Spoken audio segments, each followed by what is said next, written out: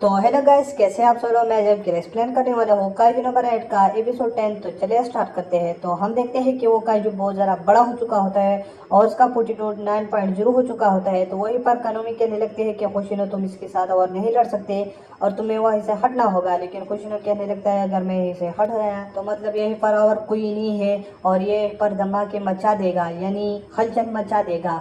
और इसके बाद वो उस पर कुछ स्क्रैचेस डाल देता है लेकिन उससे कुछ नहीं होता और वो काइजू फिर से खुद को जल्दी से हील कर देता है। और फिर वहीं पर वो कुछ काइजू को बुलाकर उस पर हमला करने के लिए कहता है। तो वो वहीं पर धमाका करके खुशिनो वहीं से भाग जाता है और वो कहता है कि शुक्र है मैं इसकी आंखों से बच गया और मैं इसको अब बहुत बड़ा डैमेज देने वाला हूँ। और फिर वो उस बिल्डिंग से कूद कर उस पर जैसे ही हमला करने वाला होता है लेकिन वो काइजू उसको एक मुक्का मारकर वो दूर जाकर गिर जाता है। तो कानूमी कहने लगते हैं कि मतलब खुशिनो मर गया, लेकिन वो कहने लगता है कि मैं अभी नहीं मरा क्योंकि मैंने अपनी शील्ड की जो है डिफेंस पावर को बहुत ज़्यादा बढ़ा दिया था जिसकी वजह से मैं बच गया। और फिर उसकी फ्लैशबैक की कहानी को देखते हैं जहाँ पर उसके फादर उसे कहने लगते हैं कि खुशिनो अगर तुम 200 साल पहले पैदा होते तो वहीं पर तुम्हारा पैदा होता क्योंकि वहीं पर लोग तलवार यूज करते हैं, लेकिन अब ये बंदूकों का जमाना है। और इसके बाद खुशिनो कहने लगता है कि मुझे इस काइजू को रोकना ही होगा और वो बहुत ज़्यादा थक चुका होता है।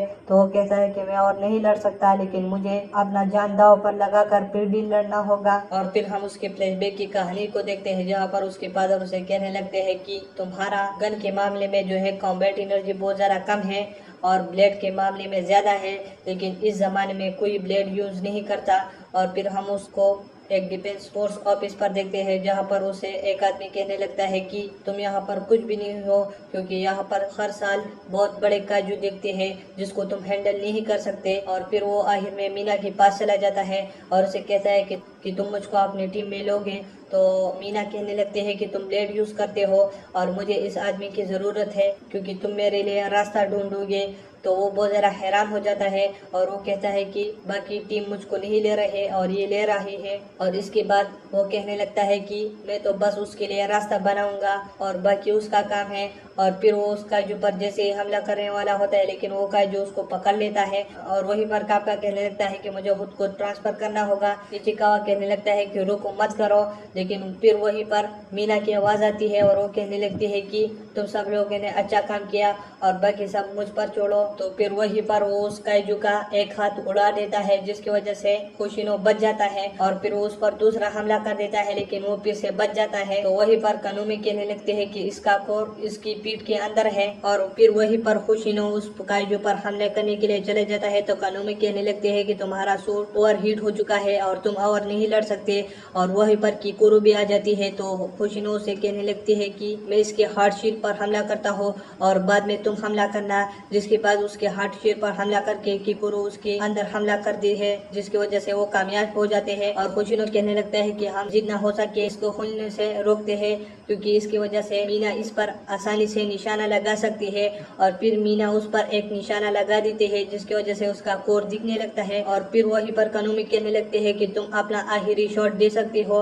और फिर वो उस पर निशाना थमा देते हैं और उसको मार देता है जिसकी वजह से वो खत्म हो जाता है और सारे लोग फिर चिल करने लगते हैं। और वहीं पर मीना खुशिनो और किकुरु के पास आ जाती है और कहने लगते हैं कि तुम दोनों मेरी टीम के सबसे बेस्ट हो और तुमने अच्छा काम किया खुशिनो। तो फिर वहीं पर कापका उन सबको देख के रोने लगता है और वो कहता है कि एक दिन मैं भी इनके साइड पर खड़ा होऊंगा। और वहीं पर सारे लोग जमा होकर कहने लगते हैं कि कुरु, हुशिनो और मीना तुम सारे लोग रेस्ट करो और बाकी यूंजो को हम संभाल देते हैं।